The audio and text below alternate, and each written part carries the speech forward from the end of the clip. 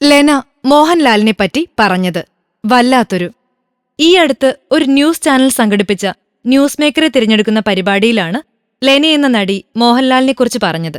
മോഹൻലാലിനെ പോലെ സ്പിരിച്വൽ എനർജിയും പവറുമുള്ള ഒരു നടനെ ഇതുവരെ ലെന കണ്ടിട്ടില്ലത്രേ. നടനെന്നല്ല, ചിലപ്പോൾ ഇത്തരത്തിലൊരു വ്യക്തിയെ തന്നെ കാണാൻ ബുദ്ധിമുട്ടാണെന്നും ലാലേട്ടനെ സാക്ഷിയാക്കി താരം പറയുന്നു.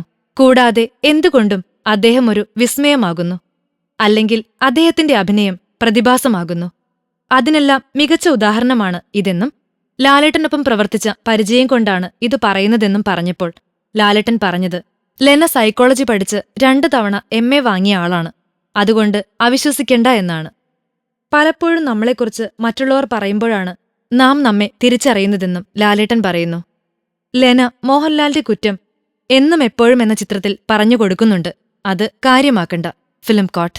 കൂടുതൽ സിനിമാ വിശേഷങ്ങൾക്കായി ഈ ചാനൽ സബ്സ്ക്രൈബ് ചെയ്യൂ. Film coat.